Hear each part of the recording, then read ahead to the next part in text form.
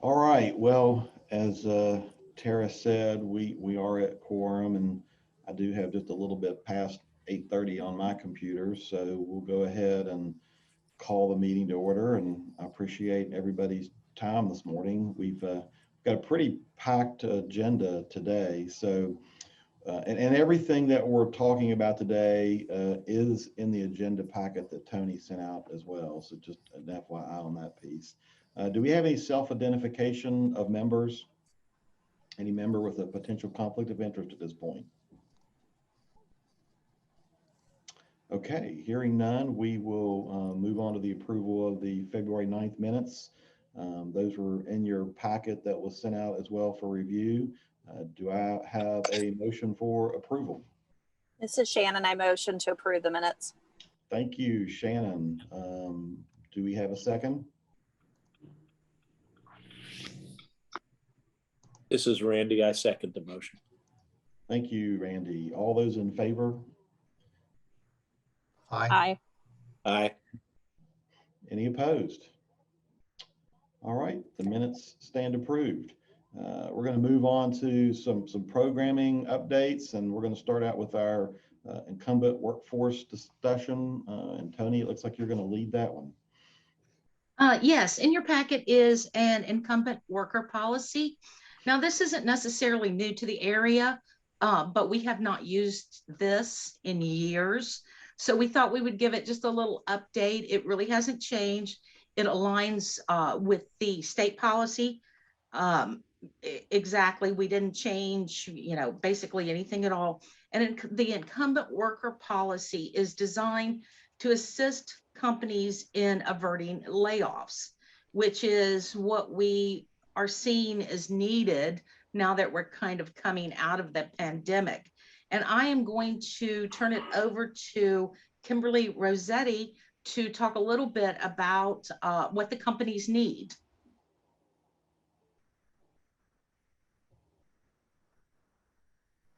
Great, thank you. Sorry, I was trying to find the mute button. So thanks everybody for having me. If I haven't met you, I'm Kimberly Rossetti. I'm the Vice President of Economic Development at Northern Kentucky Triad. So our mission is to work with our existing businesses within our strategic targets of manufacturing, headquarters, distribution, logistics, and biotech and technology. So we work with our existing industries to make sure that we're retaining them, but also helping them grow. We also work on recruiting new companies within those areas as well. But specifically to our existing businesses, we meet with 175 each year to really learn, about what their key drivers are for them to stay in the area. We try to determine who may potentially be risk. And then we also talk about workforce as being the #1 issue. So what are ways that we can assist them? We are very plugged into the entire ecosystem with GROW and then all of the partners that are part of GROW. We participate in the swap meetings. So we do a lot of those areas and lean on our partners when making those connections.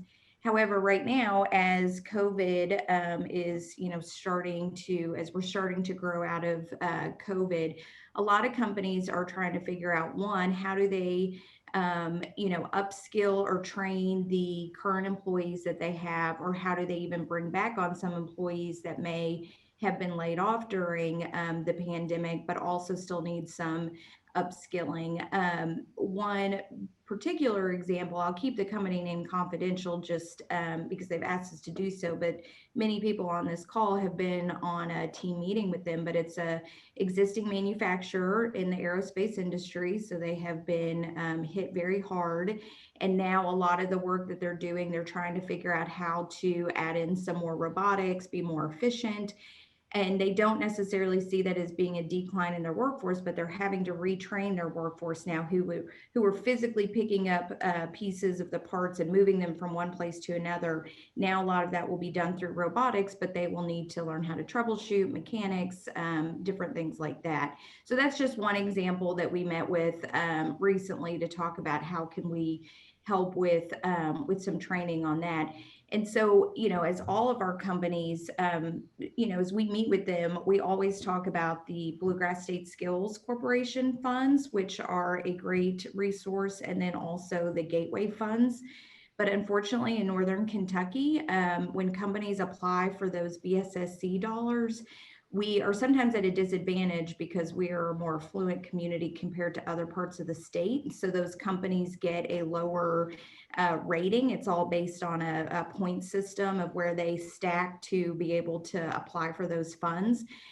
So there could be companies that apply in January, and they may just keep going every 2 months to the board and still not quite having the right score to get approvals. It could be up to a year before they actually receive any funding from the state. So there's definitely a gap in terms of quick access to funds to help them train their current workforce. And again, if they're bringing people on board and starting to grow as we recover, it's definitely a vital area. So we did, Tara and I have had some conversations with others on the team to talk about how, we could have companies be able to access that through the WIB instead of just through BSSC or Gateway. And so, so really that's why I'm on the call today to down here feedback. where the speaker's muted. And then another item about that too is that when we're meeting with companies, I would say out of the 175, I would say 150 of them, we send follow-up on workforce programs. So it's obviously a need for our companies. And we just want to try to find, what other resources are available to be able to access that. So Tara, did I miss anything from our previous conversations or anything you want me to add or any questions from the group? No, Kimberly, I think you really covered it. I'm sorry. I'm trying to play around with two screens here. Here we go. So no, I don't think that you missed anything. And the only thing I was going to add is that in the packet, we do have the proposed language, which we would use to implement this incumbent worker policy.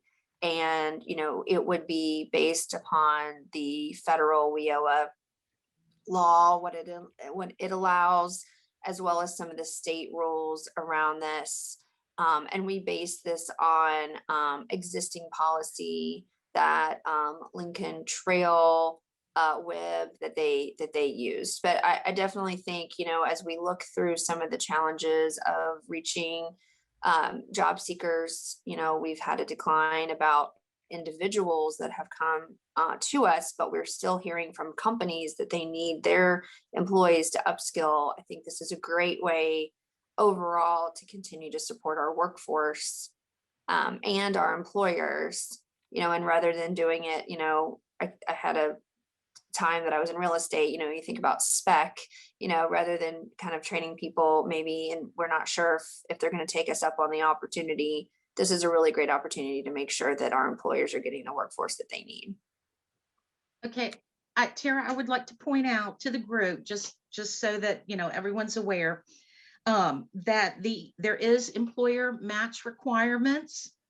And that's at the bottom of the page, the first page, and it's employers with 50 or fewer must contribute at least 10%. Of course, they can contribute more if they are able to. Employers with 51 to 100 employees must contribute at least 25%. And employers, with more than 100 must contribute at least 50%. Another thing that I wanted to point out before you make a motion is that the maximum reimbursement is $10,000. Now that is flexible, but that amount was chosen because we do not have a lot of money this year. So we limited it to 10,000 with the possibility of an increase if the company can, illustrate that they are in need of, a little bit more money. Yeah, and I just finally figured out how to share my screen in this arrangement that we have in case someone doesn't have their packet in front of them. Yeah, and the employer match is something that we, Kimberly, we learned about a little bit later in the process as we were going through all the state rules. So that isn't a required part. All right. Thank you, everybody, for the overview. It sounds like it's a current policy. It sounds like it's in line with the federal government. It sounds like it supports triad. So I don't know why we wouldn't move forward. But Tony, I know many times if you kind of state for a committee member what you want the motion to actually say, that helps the process. So can you tell us exactly what you'd like the motion to say? Sure. We have this effective July 1, 2021, and that's because we, figured it into our budget next year. So if effective July 1, 2021, the Northern Kentucky Workforce Investment Board or PY committee moving to the investment board will approve the Northern Kentucky incumbent worker policy. And that's really all they need to say. And yeah, there's a lot of words there, but they can just basically say what she said. So would somebody like to make a motion to what Tony just shared with us?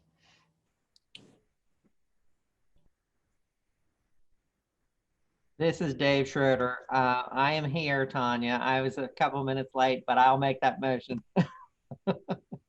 Thanks, Dave. Dave, it's All the right. least you can do. I know. Thank you, Dave. Do we have a second?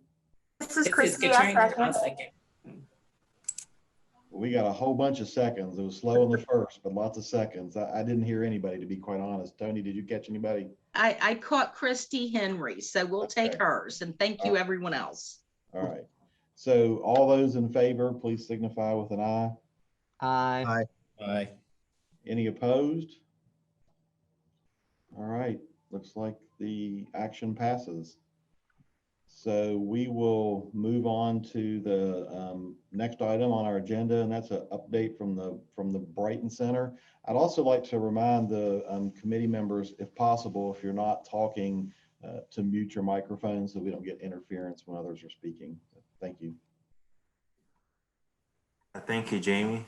If I could have my slides here. I'm working on it. Sure. Well, just wanted to highlight a few great things going on this past quarter. We have several great events coming up, and as well as things we've done the past couple of months. So with our talent development services, the Q3 successes, we've had 7 new registered WIOA adult and dislocated worker customers. And just a reminder, 7 new registered in our intensive WIOA program. 5 customers started training. 2 customers successfully completed training. 1 was with Gateway CDL program. The other was with Breakthrough Performance Group. They received their PMP credential.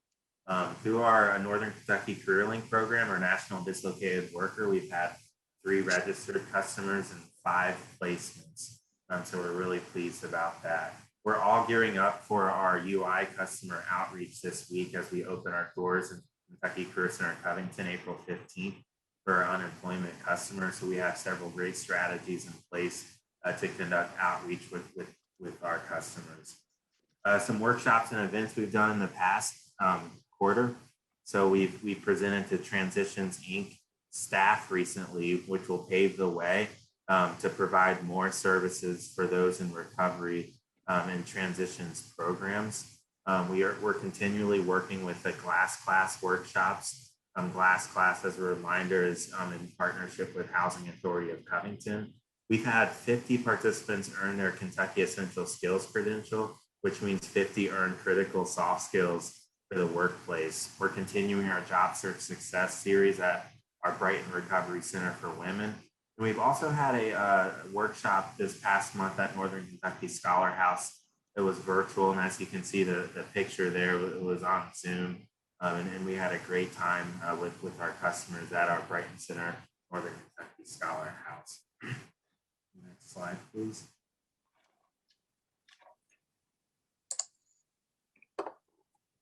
With Youth Talent Development Services, we have a lot of great events going on. We did have a young adult and teen job fair on March 30th. 35 youth participated in this event and received wonderful feedback so far. We've also had 17 employers participate, as well as 4 community and educational partners. We have several great career expo opportunities happening all across our 8-county region. So Carroll County Career Expo is scheduled for this week on the 15th, and then we're going out to Campbell County High School for a few workshops with juniors and seniors this week as well. We have an Owen County Career Expo scheduled early May 5th, with 80 participating seniors. Then we also have a virtual expungement fair scheduled for May 6th, and this is using our Kentucky Bar Foundation funding, which will help with expungements of someone's record if they receive that between ages 16 to 24. And we're partnering with Legal Aid of the Bluegrass with that event.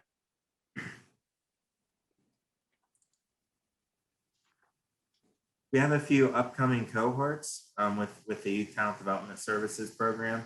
The first is on May 3rd. We are partnering with CompuDopt for a Cisco IT training cohort. This will be an 8-week online course, and youth will also be provided free laptops. So right now we're kind of hitting it hard with outreach on that.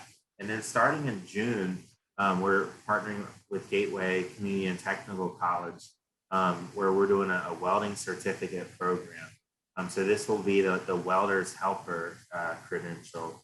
It'll be an 8-week course. And within that 8 weeks, the students will not only learn the hard skills with welding, but also some career skills, soft skills with our team as well. And both of these programs, of course, high demand credentials. So we're really excited about that. But we're also pairing these with some great internship partners. So they'll get the 16 an hour paid internships through our WIOA funding. And then that brings me to my last slide with youth work experience. We have been on a journey with the youth strategies, youth outreach strategies the past couple of months. And it still remains a challenge, the youth engagement piece. While our team is working very hard with outreach, sometimes translating into the rigor of WIOA youth eligibility can be a challenge. However, we have recently placed 3 interns, two at our employer partner, Boga Rubber and Plastic. One is doing an HR internship, and the other is doing an internship in their quality control lab. And then we have an intern at Covington Parks. So these 3 individuals may have been overlooked if it wasn't for this opportunity. So I think, behind every expenditure, there's a beautiful story. One's a single mom. One has an intellectual disability that has prohibited him in the past from getting jobs. The other was in a homeless situation a few months ago. So it's because of your full support from this WIB that we're able to provide these young people great opportunities. And that's my update today. Thank you very much. All right, thank you, Eric. That was a great update. So next, we're going to move on to Tara for some discussion around some skills coding training. Yes, hi everybody. I'm just going to share this on the screen as I'm talking. We kind of wanted to have Eric in the middle to just remind you guys, why we're doing all these things. But this is kind of like the incumbent worker policy. And so we will be seeking a motion here in just a minute to approve this. We would like to amend the training policy because of some new opportunities that we see coming up. There's 2 in particular, but I think a lot of times, this policy that we currently have allows for both adults and youth to receive up to $3,500 per fiscal year for 2 years. So total of $7,000. And it says not to exceed 104 weeks without prior approval. So, basically again, 2 years. one of the things that we're seeing in trends of training recently, specifically in IT, is this concept of like a boot camp training. And so it's an immersive program, typically full time. So clients that would enroll in this kind of training, there's one coming up in June that will be around cybersecurity and network administration. There's another coming up later in the summer, I think August, that's more app development and coding. And what they do is these clients, these students enroll 12 weeks for 8 hours a day, 5 days a week. And so the amount of training that they're getting is very high in terms of hours. But the costs are a little bit more expensive, or in some cases a lot more expensive. And so these would be ETPL, eligible training provider list trainings. But we are seeking an increase from $3,500 as the current to allowing, in the cases of one of these more intensive trainings, allowing up to $5,000 to be spent in 1 year, but still keeping the total maximum of the 2 years in the 7,000. So basically what it would allow is it would allow someone to go through the boot camp training if they decided after that they wanted to pursue additional training. They wouldn't be penalized. They'd still be able to access, the total possible $7,000 in WIOA funds. If that makes sense. Does anybody have any questions about that? Tara, this is Katrina, are they paid while they go through this training? Is it a Well, paid? that is a very good question. So they are not. I will say, and it's not really something I can like fully comment on because we're still kind of working on it. We are working with some local philanthropy to look into the potential of like a stipend or something like that, where if someone wanted to enroll in this kind of training, obviously people have life expenses. They have, whether it's rent or childcare or just, putting food on the table. It can be really challenging for someone to access this kind of training opportunity if they're not able to work while it's going on.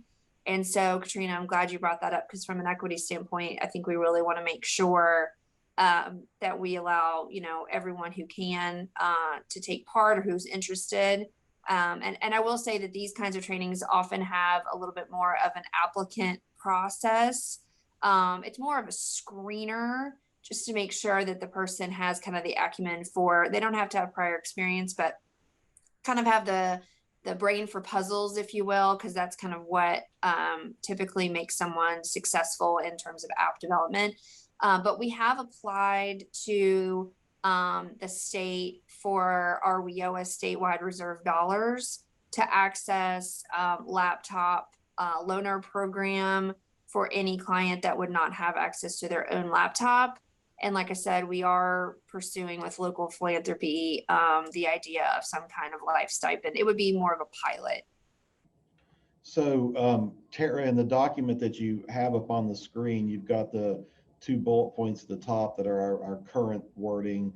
And then you got Correct. the sentence below that says programs that do not exceed the 1 year training of $3,500 per fiscal year. Can you talk a little bit more what the difference is between that $3,500 in that statement and the first bullet point of $5,000 so that everybody understands that? Hold on just one second. Allow. Oh, but do exceed. Yeah, that critical word right there is that they do not, for these are trainings, again, that they're less than a year long, but they cost more than $3,500. So this would allow someone to keep within that $7,000 maximum, but would allow them to expend more of the funds in the first year in order to take part and be fully covered for these. We're really intending it for these IT boot camps There could possibly be other trainings in the way it's worded, you know, theoretically, if there was some other kind of intensive but short-term training, this would allow someone to not exceed, you know, they would still have that same maximum total over 2 years of $7,000, but it really allows for more flexibility, Jamie, to use a little bit of the money on the front end for those little bit shorter, but then more expensive programs. Does that help? Thank you. Yeah. Any other questions for Tara on this? So this does require an action of the committee to accept the bulleted wording that's been presented to us by Tara. Do I have a motion to accept that? Yeah, this is Randy. I make the motion to accept the policy as changes. Thank you, Randy. Do we have a second? This is Katrina. I'll second. Thank you, Katrina. All those in favor signify by aye. Aye. Aye. Thank you. Any opposed? Okay, moving right along. Our next agenda item is partnerships, and Ryan's going to be giving us an update on that. Yep. Thank you, Jamie. Good morning, everybody. I'm Ryan Henson. I'm with the Kentucky Office of Vocational Rehabilitation.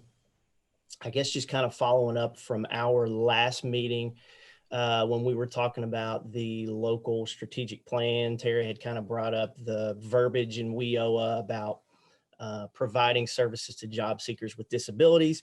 That falls right in my wheelhouse, or our wheelhouse. So I kind of feel like I need to give a quick background of what the Office of Vocational Rehabilitation does. We are the mandated partner agency in the Career Center and locally that provides services to job seekers with disabilities. And we're one of the larger agencies, but I'm guessing probably maybe some or most of you've never heard of us. We used to be called the best kept secret in state government, but I think the secret's out now. Anyway, we are all over the state. We're a state agency, just like, you know, any other state agency. We are not in labor with used to be the Office of Employment and Training, now CDO. We're with the Department of Ed. We are in every county, every workforce area. We cover every high school in the state. There's a counselor that will go out and meet with high schoolers who are disabled to kind of help them transition from high school to workforce or post-secondary training, whatever their situation may be. We are an eligibility program. So to be eligible to receive services through Voc Rehab, you have to have a verified and documented disability that impacts training or employment in one way or one form. We're a state federal program. So the Commonwealth of Kentucky, for every dollar they put up, they draw down $3 and change from the feds. And that's kind of how the program is funded. So back around 2014, 2015, if memory serves me correct, when WIOA went into effect, there was a lot of discussion and talk and language about providing services and providing accessibility for job seekers with disabilities. And we became a mandated partner of the local workforce board and the Career Center. The good part is, since 2009, since I was branch manager in 2009, I'm now the regional program manager. We've always had a great relationship locally in Northern Kentucky with the workforce board, the career centers, the local agencies. So kind of naturally, we've always done that. That obviously wasn't a big deal for us, but I think part of that was to help promote diversity, inclusion, and bring, you know, this population to the table to just look at what it takes to help get a person with a disability a job. And so talking to Tara and Tony, I guess this might be something that we do from now on in our program and youth committee meetings, trying to give updates quarterly or as we have meetings. And so as I was trying to put together notes for this, it's like, geez, we've done a lot, but we've also been telecommuting for the past year. So a lot of the things that we used to do prior to the pandemic, we haven't had the opportunity to do because we're still telecommuting. And so our work has still continued. We're meeting folks virtually. We're doing a lot of appointments via Zoom or via the phone. and we're not fully back in the Career Center yet. And that's not a decision that locally we have any guidance or decision-making ability on. That's made in Frankfurt, but hopefully within the next couple of months, we will be back in some fashion on a regular basis, providing services in the Career Center. So one of the other things I wanted to highlight, and maybe I can talk a little more about at a later meeting because it has taken up a lot of time, but I've mentioned we work and we serve students all over the state. And locally in Northern Kentucky, we have 2 project search sites, and this has taken up a lot of my time and a lot of the school system's times in Boone County and in Campbell County.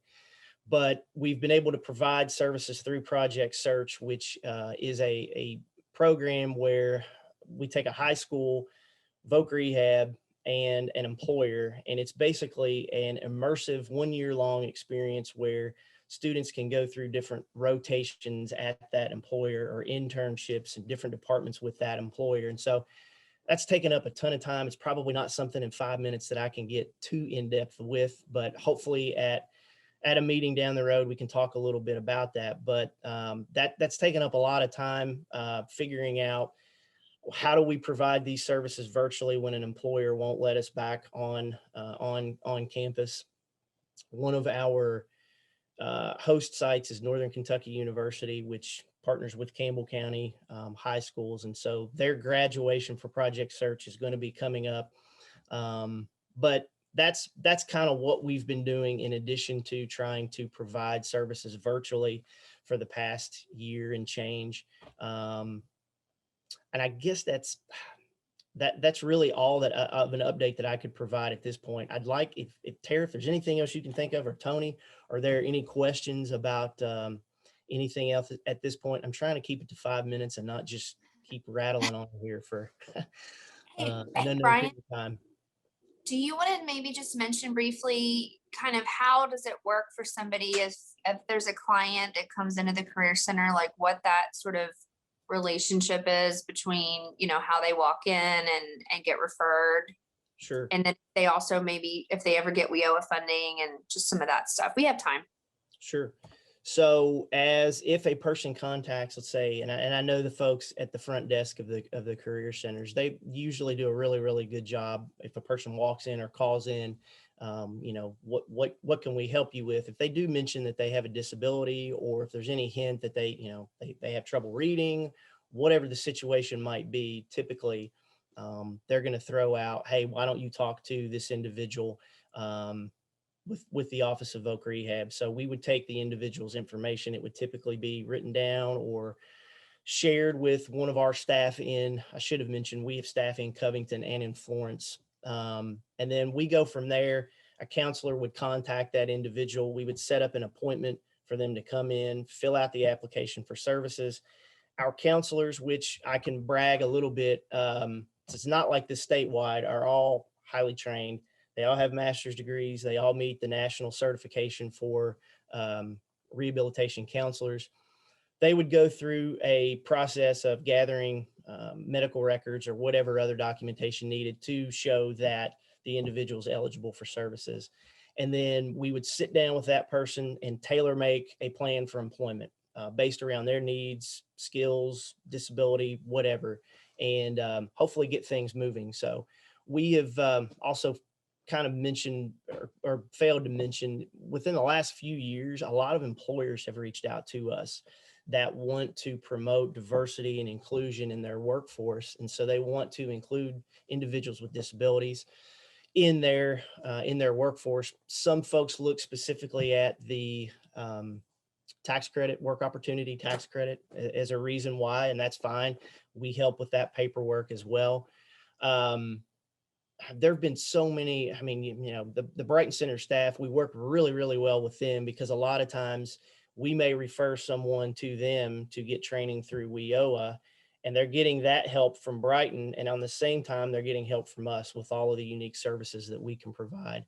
But we used to be focused solely on the person, the individual.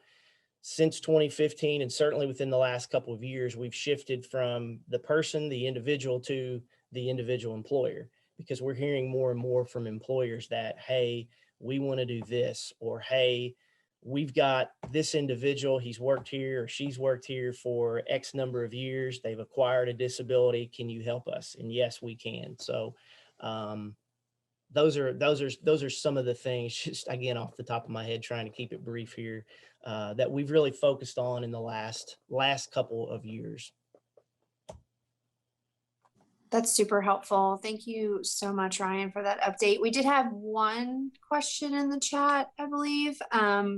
Shana was asking some of the top most common disabilities that your clients tend to face. A lot of mental health, substance abuse. We get a lot. It's different from our location in Covington, where we have staff there, to our location in Florence.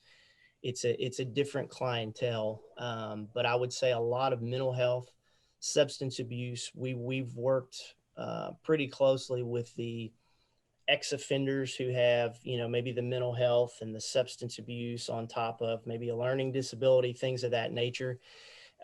We have the ability to do kind of diagnostic testing as well. So if a person presents and they say, I never graduated high school, I don't read well, I'm depressed, I haven't seen a psychologist or anyone, I haven't talked to anyone in years, we have the ability to send that person for like a psychological evaluation or any other type of evaluation to get, up-to-date documentation on where this person stands as of right now, to try to help, again, tailor make that plan for employment. So we also have the ability to put services in place to address those things. So if a person needs counseling, those are things that we can also try to put in place as well. But pretty much every disability under the sun we've worked with.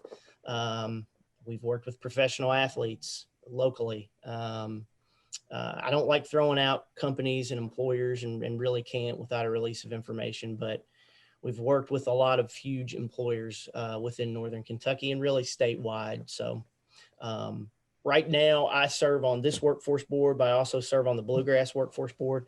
My office is in Florence. I'm, locally living in Northern Kentucky, but it's different from workforce area to workforce area as well in terms of the type of referrals you get. So in Northern Kentucky, we see a lot of just a wide variety of folks. In the Bluegrass area, it's a little bit different.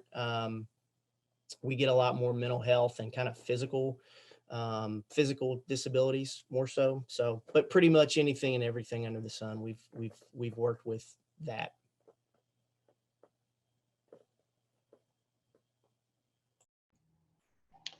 All right, Ryan, that was a really great update for the group to have a better understanding of what you do for us and your organization. Moving on to the accountability and transparency part of our agenda, we've got Tara on stage again. Tara. Okay, I'm gonna. Yep. It's not gonna work. Sorry about that. Okay. So I have just a couple of updates about these 4 next agenda items all kind of go together. Wanted to give everyone an update about contract monitoring, and I'll just say, Tony, if there's anything that I end up missing, just please speak up.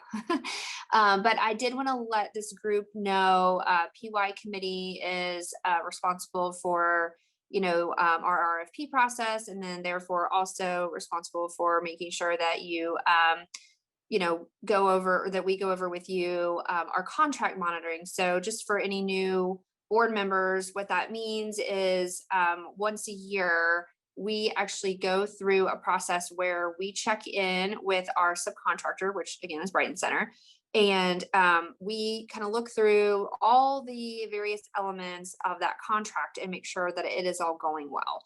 And so we go through the finances, so fiscal monitoring.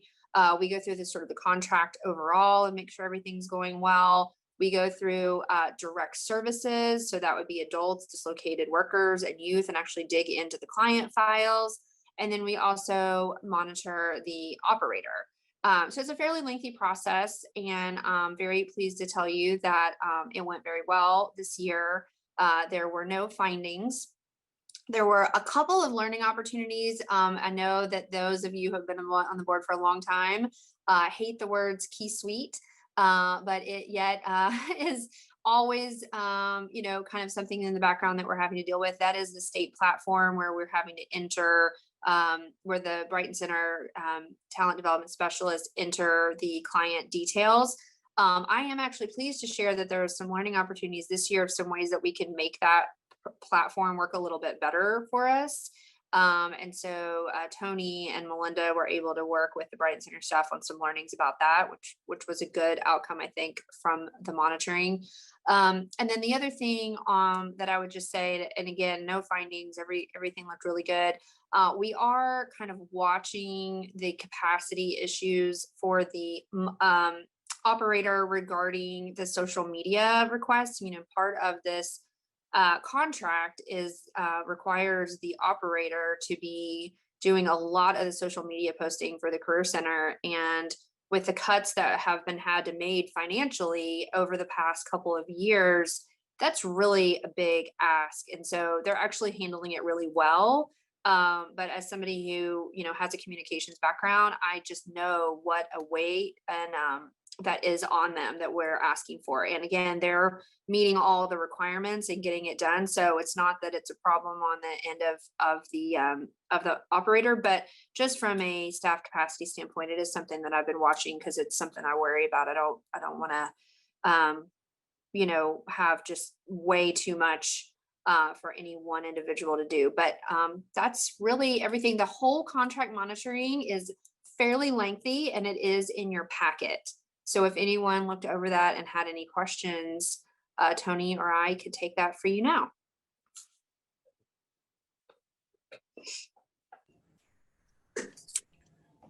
Any questions for Tara or Tony on the contract monitoring? Hearing none, Tara, I would say we could move on to the next topic. It doesn't have a person next to that, but, or is that what you covered with the state, the generated No, I performance? can. Yeah, Tony's going to do it. Yeah. Okay. Yeah, I can cover that. And I'm really excited about it actually, because this is official monitoring or performance from the state. Okay, it is our first and second quarter. This is what will be sent to the federal level. And we have, and I'm going to use this phrase, we have met or exceeded every performance standard. Okay, met is at 80%. The state accepts that, does not penalize us for it. So we either reached 80% of that first blue line, excuse me, the vertical, or we have exceeded it up to, or, you know, even over 100%.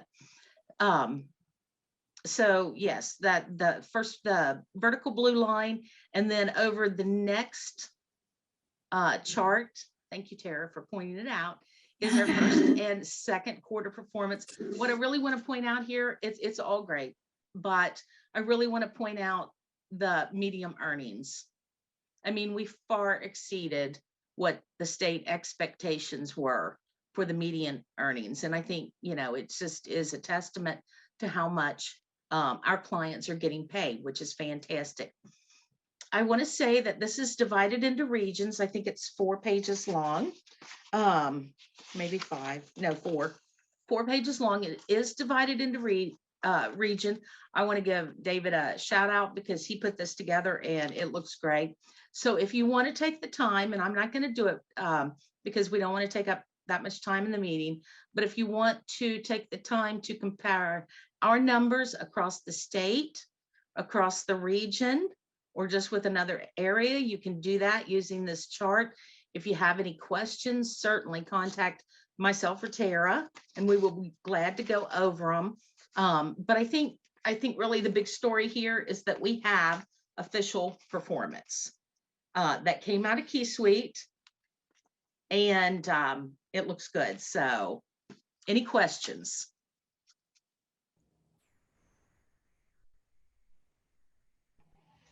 Well, that's pretty cool. Thanks for sharing that. It's always nice when you come out on top and you compare yourselves to those things. Yes. Liberty, you are up next to walk us through the budget.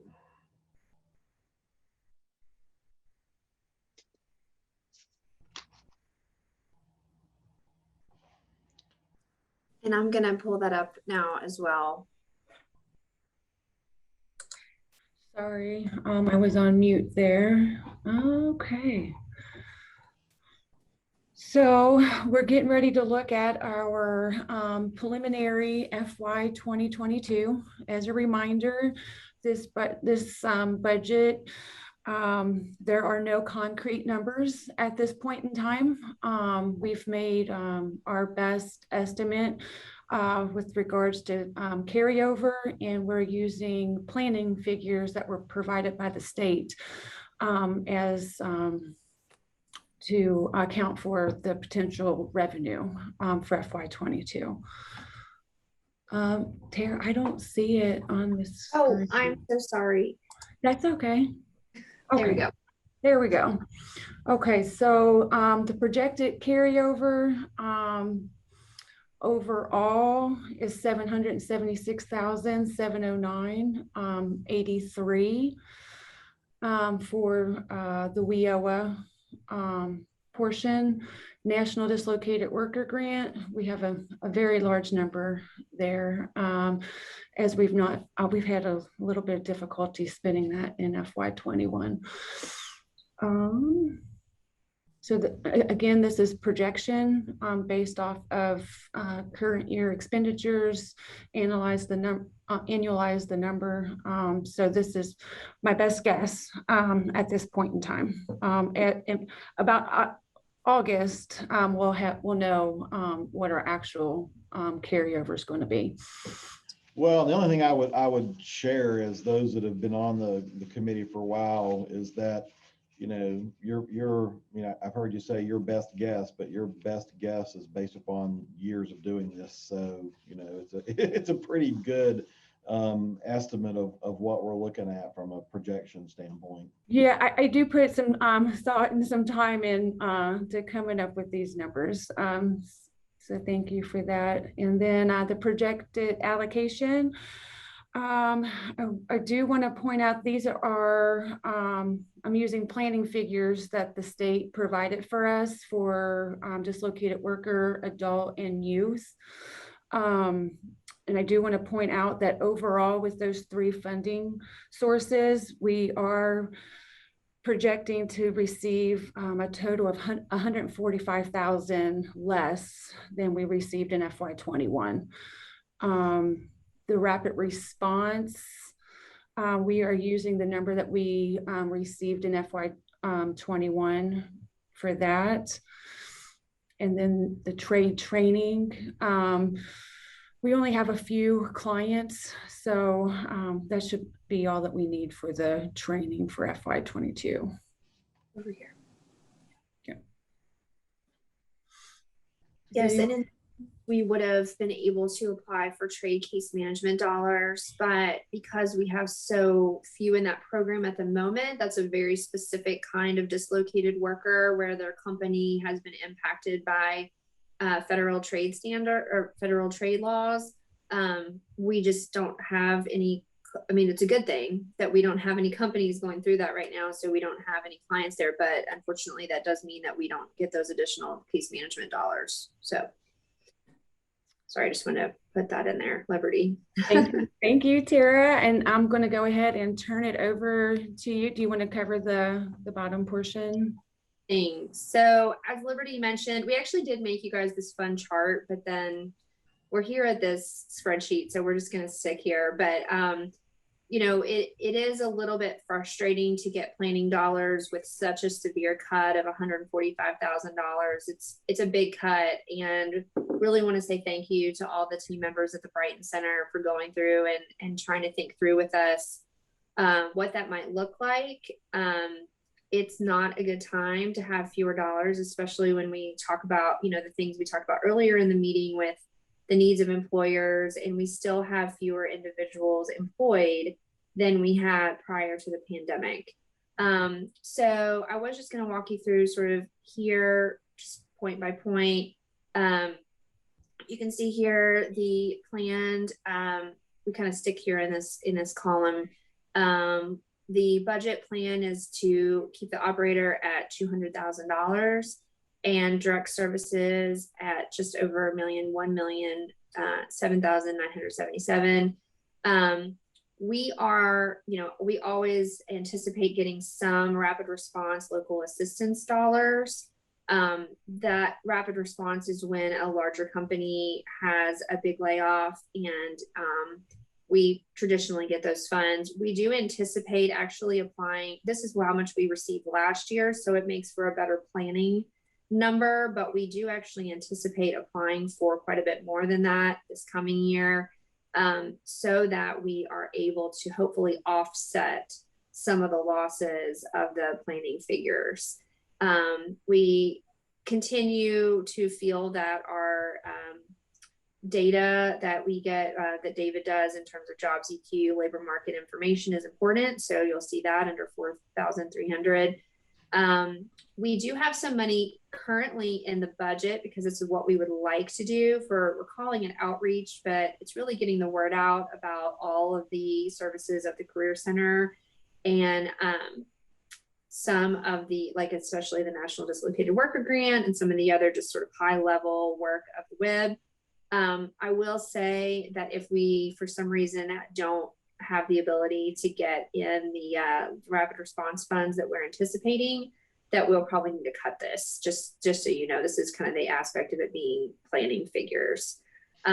This is the youth work experience. So those are funds that are required to be spent specifically on youth internships.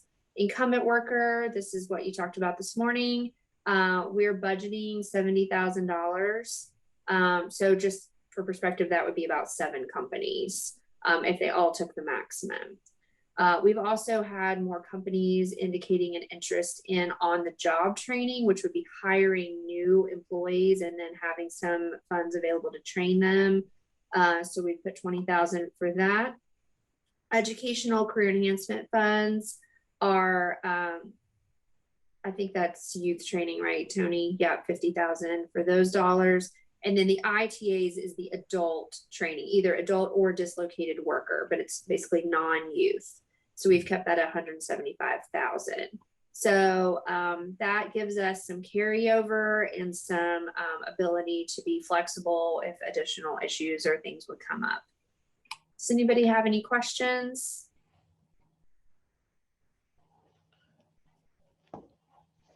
Tara, I don't recall what was the remaining balance or the carryover for the current fiscal year that we're in.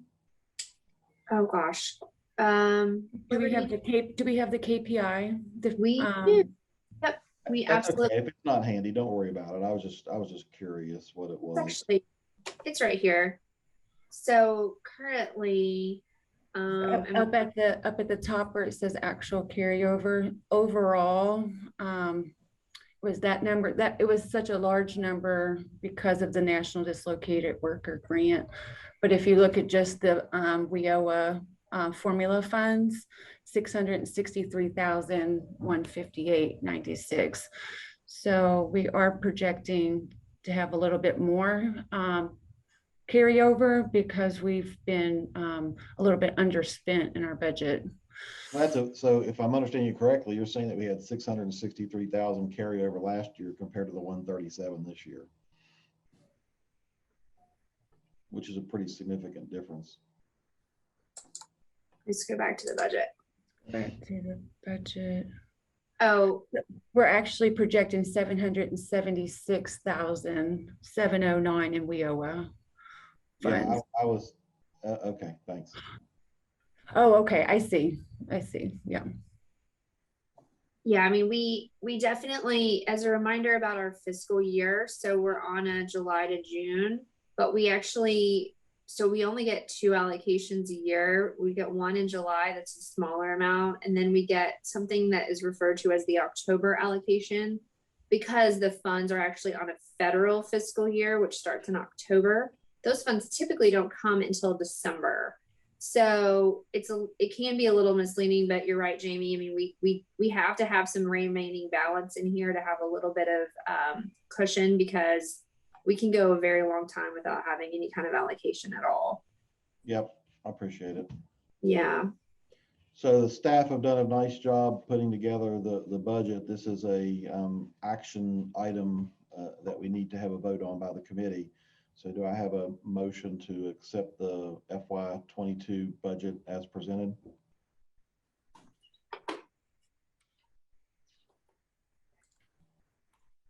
This is Jamie Johnson. I'll make the motion. I heard Jamie. Thank you, Jamie. Do I have a second?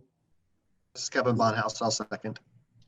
Thank you, Kevin. Any further discussion on the budget before we vote? Okay, all those in favor signify by aye. Aye. Any opposed? And on this one, any abstentions? All right, the budget passes. So Tara, we started out with contract monitoring. We're going to end up with contract renewal, and you're back on the stage again. Yes, sir. This is probably the easiest action item in my opinion. We walked you through the contract monitoring and the performance. It's hard to believe because we just started this contract. It was a little bit off schedule because of COVID. If you all remember, we had to extend the contract for 6 months and then go through the procurement process, which started in January. But according to the terms of our contract with Brighton Center, the first period is actually January through the end of June. And so in order to make sure that we are on track, we need to talk about that at this meeting. The staff would recommend that you continue the Brighton Center contract and renew it for another year. If I'm not mistaken, and Tony, you can speak up if I am, I believe we have the option to renew for 2 years after the original. Okay, good. Tony's nodding her head. So this would be the first of 2 potential renewals of that contract. And we would recommend that to this body that the contract be renewed for a full fiscal year per the terms of the procurement and the contract. Thank you, Tara. Certainly makes sense with the half year and now moving into a recommendation by the staff for a full year renewal of the Brighton Center. And I think they've done a wonderful job. So do we have a motion from the committee to accept the staff's recommendation of renewing the contract for Brighton Center for 1 year? This is Dave Schroeder. I'll make the motion. Thank you, Dave. A second? This is Christy. I second. Thank you, Christy. And then all those in favor? Aye. Aye. Any opposed? Second. Is there any opposed? Okay, any abstentions? All right, thank you. Motion passes. And then we will wrap up today's meeting with the director's update. Great. Okay. So I have I do have a handful of things. I really want to start with, I appreciate everyone being here. There was a lot of business in this meeting and really appreciate it. And I also appreciate Ryan joining us. I think it just really helps to try, there's a lot going on at the Career Center. And so I'm excited about the idea of spending a little bit more time talking about our partners. I think that's going to be helpful for everybody to really understand everything that's going on and all the opportunities that there are. Just a couple of quick things, and then I'm going to end with local and regional plan and strategic plan, which can take up as much time as you all desire. Just real quick, I wanted to let you guys know that there's something coming up at the state level that we've been helping our local communities with. It's called the Work Ready Communities designation. And this might be something that sounds familiar to many of you. It's something that's been going on in Kentucky for quite a few years. It's basically like, and again, there's another real estate analogy, but if you think about a shovel ready site, it says, look, this location is ready for development. Work Ready Communities was kind of created in the same tone to say, here's a community that has the skills, the skilled talent needed to fill jobs. So there's a number of points that any county would have to complete in order to qualify. In our 8-county region, the majority of the counties are up for either renewal or recertification this year. I believe the original applications happened in 2014. So it's been a little while since we've talked about this. I just wanted to let you guys know that we are working really closely with a number of partners, actually including Ryan, but also the chamber. Gosh, I think the schools, Randy is involved with the Education Council, also the co-op, fiscal courts, obviously. I'm not going to get all the partners here, but a number of us are working together, especially on the Boone, Kenton, and Campbell applications. Those are really going to be done kind of as one, and then each county is going to be able to, add any special details that they would like about their own county. So just, if you live or work in Boone, Kenton, Campbell, Owen, or Gallatin counties, that's something that we're working on right now. And if you have any interest or we would like to understand more, we're working really hard with our partners to make sure those counties get redesignated. You might wonder, what's the point of designating them? At the moment, it's just a blue fill-in on a map that shows that they are work ready. We're hopeful that if a company is going through a site selection process, it might be beneficial to that county that that company sees that they've got that designation. Maybe even eventually funds would be attached, though I don't really see that happening since it hasn't in the last 6 years, or I guess 7 years now. But that's why, just to have that designation and have a company be able to look at the map and say that looks like a good place for us to be. Moving on, unemployment insurance. This Thursday, April 15th, the Labor Cabinet will begin offering in-person appointments at the Covington location of the career centers. They're offering them at one comprehensive center in each one of the 10 areas. And I think one other area might have 2. So the claimants signed up in advance starting last week. All the appointments for 2 weeks were full within, I think, a day and a half. So, the WIOA staff and the operators staff, Corey's done a really nice job working with Connie Schnell with CDO to get that all ready. It's really kind of about crowd control and taking advantage of all of those individuals who will be present to make sure they're aware of the WIOA services being provided, in particular the National Dislocated Worker Grant. So I want to let you all know about that. We talked about it in the budget, the National Dislocated Worker Grant. When we originally applied for that, we applied based on a number of talking to nonprofits, finding out what their needs were, and then applying based on them employing individuals in temporary jobs. Unfortunately, because it has been extremely challenging to find individuals that want to take us up on that program, we've ended up with a lot of extra money. And so we're working with our current partners to see if they want to hire any additional people, if they're able to attract them. We're also working with some partner WIBs, South Central, Cumberlands, and Bluegrass. The Cumberlands in South Central offered a really cool IT training. Sound familiar? This is the conversation from earlier today around technology, app development, web development. And so we are actually intending to partner with them to have a virtual training opportunity in one of those boot camps. That's why we needed your help to change the policy a little bit to be more flexible for that kind of training. And we're hoping to have some really strong success getting additional dislocated workers enrolled in that program. We're also working with some local partners to find out what else that we can do with that. So if you have any ideas, please send me an email or give me a call, and happy to discuss. Now that brings it, does anybody have any questions about any of those updates? Okay. Now it's time to talk about the local and regional plan. You guys have done an amazing job sticking with us, providing so much input and feedback over the last few months. I am so very pleased to say that we are currently in a period of public comment. Next week, we will have a public hearing.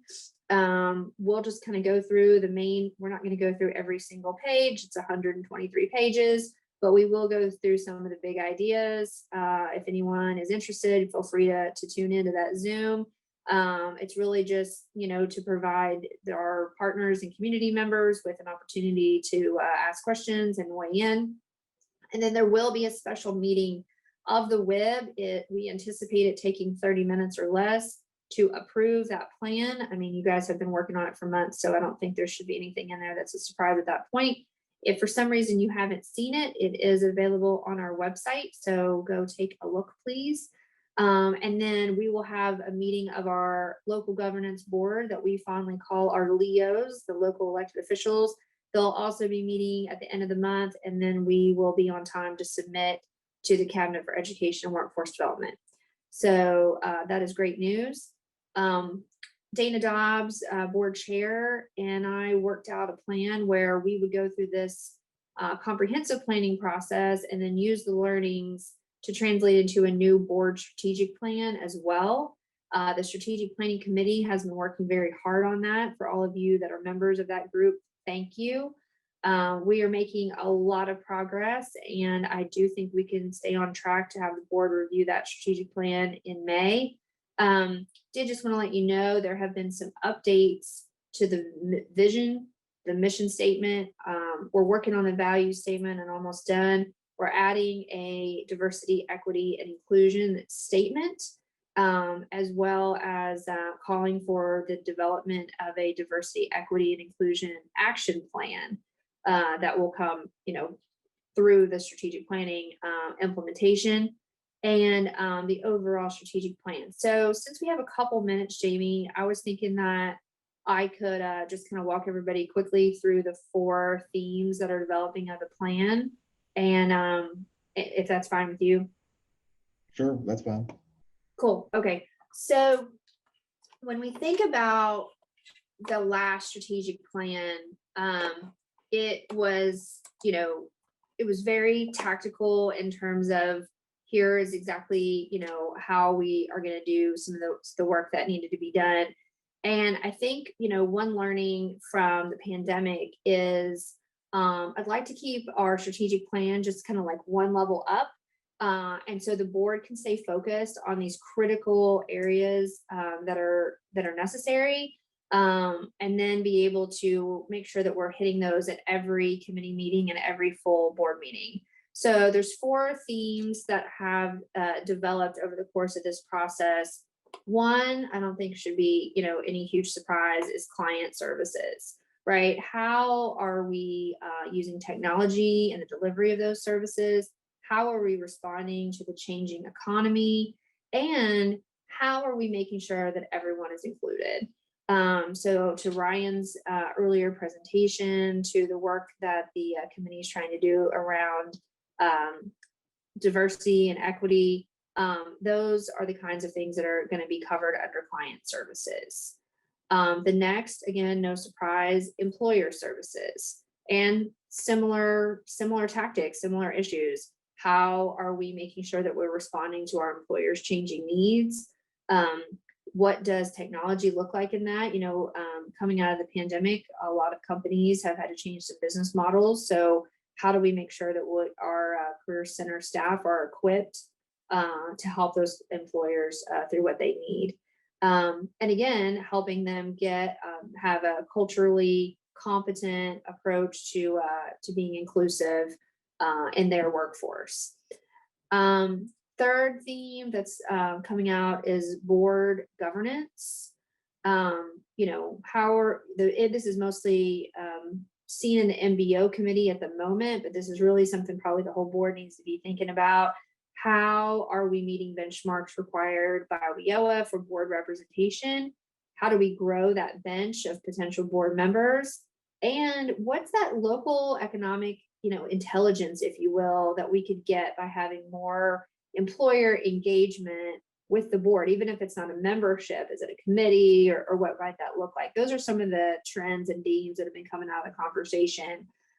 This is also the section where a new committee that will focused on diversity, equity, and inclusion will be based, and calling for them to create a DEI action. So that will all go in that board governance section. And then the final theme, but actually, one that is just as important and critical as some of the others, is around data-driven decision-making. How do we have that feedback loop that I mentioned earlier with employers and job seekers, that we're able to respond to their needs? I mean, I've been really pleased with what we were able to try to do with the budget to increase employer-based trainings, work-based trainings. But what else? What else is out there? And so having the data that we need, serving as a translator between the worlds of employers, education, and individuals, means we really need to understand that labor market information and how are we asking the right questions. And as Jamie Parsons says, how do we compare to others? How do we know if we're doing well if we don't ever compare ourselves? Which is why I love that performance document that David was able to put together, that Tony shared with you and walked you through. Really looking to see how are we doing and what are our outcomes like. So those are the 4 areas. I mean, I have them written, but I don't know, sometimes I think it's hard to just kind of keep looking at the screen and reading. That's what the strategic planning committee is going through right now. I'd love to hear if anybody has any thoughts about those themes or those 4 directions. Dave Schroeder, really? You don't have any comments at all? Oh, you're muted. Well, since I'm involved in that process, I think we're really on target. So, right. Yeah, I think they've kind of been grassroots things that we've been talking about for quite some time. So I'm really happy with the direction that the committee's going, and I think they're working hard. And Tara's been providing a lot of guidance and has been very open to suggestions and consensus. And so I know Shannon's been involved in that as well. So I think things are going really smoothly. Okay. Anybody who hasn't been involved, that does this sound like roughly right? Like right on target? Yeah, Or, it sounds on target. Yeah, with those objectives. And I think I'm excited to see, what you produce, but I do think those sound really good. okay, awesome. Thank you so much, Katrina. What I'm anticipating, just in terms of final product, I'm anticipating getting out to you all in advance of May, a written version. It won't be like the beautiful produced version. We'll be working on that through the month of May and June. Once we get the wording, right. And then that way, by starting for July, this will be like the strategic plan, right? That starts FY22, which starts July 1. So, we'll put the nice pictures in it and everything once we get the go ahead on the content itself. And speaking of wording, I didn't think it could be worse working with a group of librarians on wording, but I'm beginning to think working with the WIB on wording is just as challenging. Words have meaning. And so we've been very, very good about and very strategic about picking the right words. And so, I mean, the group has taken it very seriously, and it's been kind of fun. So I think you'll be pleased when Tara shares the first draft of the document. I can share the vision statement. I feel like that's ready, and the mission and our DEI statement. The DEI statement is very much not finished. We're still working a little bit on that, but the vision statement that's come up with is: every Northern Kentucky community thrives as a result of sustained economic prosperity. We had, to Dave's point, so much conversation about what it used to say. I'm not going to show you what it used to say. I'm just going to say that this is the vision, right, that we would like to be a part of. So every Northern Kentucky community thrives. And then again, as a result of sustained economic prosperity. So that's what the committee will be recommending to the full board. In terms of the mission statement, it will be we drive innovative policy and direct funding for workforce investment through strong community partnerships to promote engaged employers, skilled job seekers, collective impact. So yes, there was a lot of wordsmithing to get. We wanted it to be something people could remember, something people could feel connected to, but broad enough, not being prescriptive of exactly every single detail, because there are so many of those details. The draft DEI statement at the moment is this document here, or this paragraph here. The Northern Kentucky WIB embraces the need for diversity, equity, and inclusion to be a component of everything we do. We strive to create a network that meets business needs while it also supports the dignity of our clients. We respond to regional employment needs through the perspectives of local employers' demand for talent and economic empowerment. We are a force for equity, inclusion, and life-changing results for all of our clients. These priorities are supported through the values below and outlined in our, we'll say, forthcoming diversity, equity, and inclusion action plan. So that's what we have so far. And then the core values actually are going to remain mostly the same as what you can find now on the website. One note is under customer focus, we added the terms culturally competent customer service.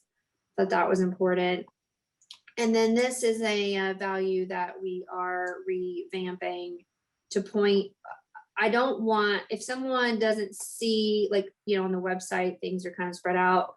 We want to make sure that we're always pointing back to this statement and the DEI action plan. So we're working on that right now.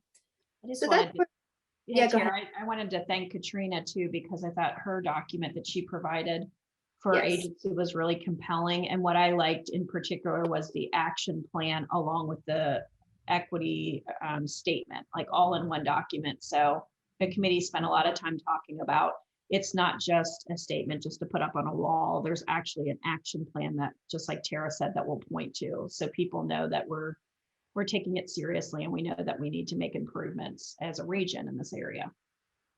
Yeah, that's a really good point. Yeah, we weighed heavily on that example, Katrina. So thank you very much for that. Well said, Sharon, and thank you, Katrina. Yeah. So that's what we have so far to share today. Any other questions, concerns, comments? Okay, Mr. Chair or Tony, turn it back to you all. All right, very comprehensive director's report. Thank you. Good information to have and share with the committee. That is the end of our agenda today. So give everybody back, it looks like about 10 minutes of their morning. So we appreciate everything, and everybody have a nice rest of the day. Thanks, everybody. Bye, everybody. Bye. Thank you. Bye.